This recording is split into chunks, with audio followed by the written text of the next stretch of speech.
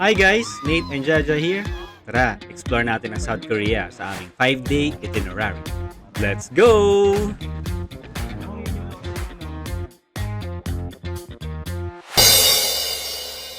What's up guys? Good morning. It is, anong oras na? 7:20. Okay, so ito, bis na kami, ready na kami sa aming next tour, DIY. So samahan nyo kami ulit guys. And papakita namin sa inyo yung lugar. Bye bye! See you later. Hi guys! So for today, papunta kami sa Bonggunsa Temple. So para makapunta kami doon, nag-commute lang kami. Ginamit namin yung Naver app. Sa Naver app, doon yung makikita kung anong bus yung pwede nyong pagsakyan and kung anong station and anong number ng bus. So sa buong Korea na yan. Along the way, papunta doon sa sakay ng bus station dahil maganda yung lugar. Nag-picture-picture muna kami. And sa paglalakad namin, nadaan na namin yung Bank of Korea. Sabi nung lalaki na kasalubong namin, famous daw yun. So, nagpa-picture kami. Good morning guys. So papunta kami ngayon sa Bonggunsa. And using our T-Money, TSP card using use as T-Money. Yung bus namin nandun na, yung 401. Pakang siya. Alright. Very convenient talaga mag-commute dito sa South Korea kasi talagang sa lahat ng bus, itatap mo na lang yung card. So, wala nang hassle. Ang kailangan mo na lang talaga is slow down yung card mo bago ka sumakay sa mga bus. And after less than an hour, nakarating din kami dito sa Bonggunsa Temple. Yan, tara, mag-ikot tayo. Rarating lang namin dito sa Bonggunsa Temple. So, titingin kami sa loob. Hanap muna kami ng kakainan. Ayan, ito. May noodle house doon. And ito. Cafe, bakery.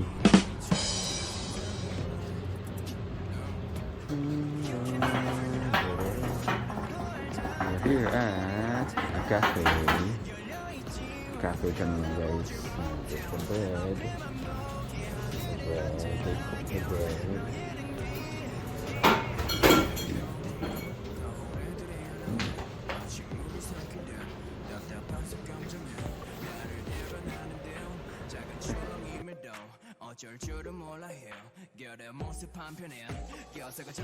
Breakfast muna.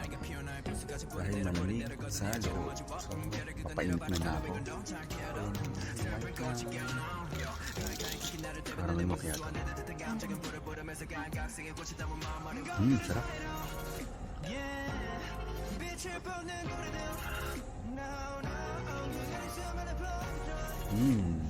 Bigote.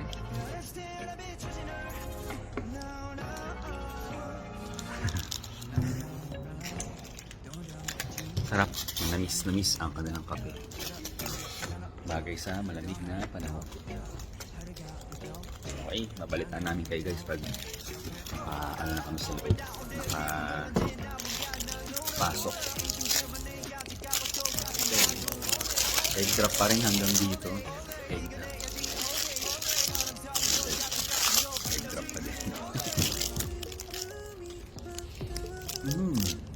Sarap. Ito ano yan? Ang sarap yan ha. Ito namin yan.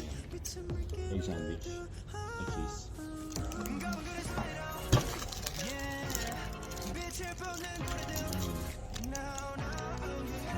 Lumaki mata niyan. Sarap.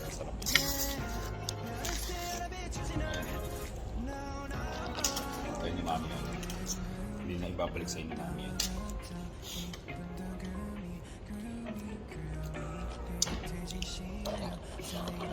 Ang sarap.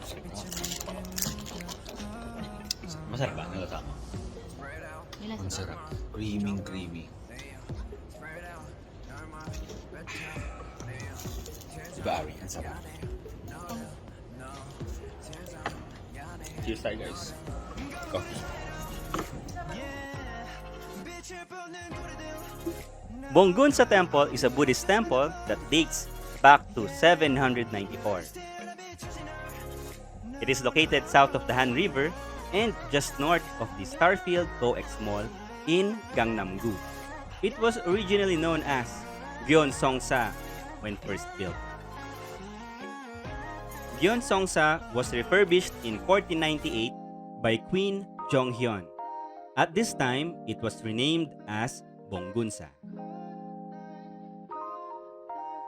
The highlight of the temple is a 28-meter, 91-foot stone statue of Maitreya, the future Buddha. This statue is one of the tallest stone statues in the country.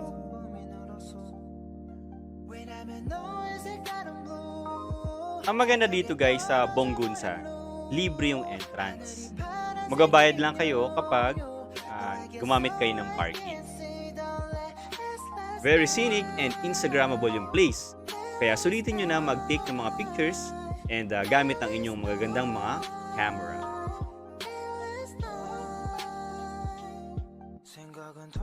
On the way palabas ng Bonggunsa Temple ay merong mga souvenirs gaya nito. May makikita kayo dyan ng mga candle na nagre-represent ng Chinese zodiac sign. After namin mag-Bonggunsa Temple ay dumiretso kami sa harap kung nasaan ang COEX Mall na matatagpuan ang Starfield Library. Ang Starfield Library ay isang 2-storied library na mayroong 13-meter tall bookshelves, which is an open public space kung saan ang bawat isa ay pwedeng umupo, mag-relax, take a break, and engage themselves in various kinds of books. It displays 50,000 books, 600 magazines, and meron din silang mga e-books. Ito ay naging event center din. Ang ilang events na mga ito ay gaya ng meeting with the authors, book talks, poetry reading, lectures, book concerts, and many more. Samahan nyo kami sa susunod naming video at i-explore namin ang COEX Aquarium.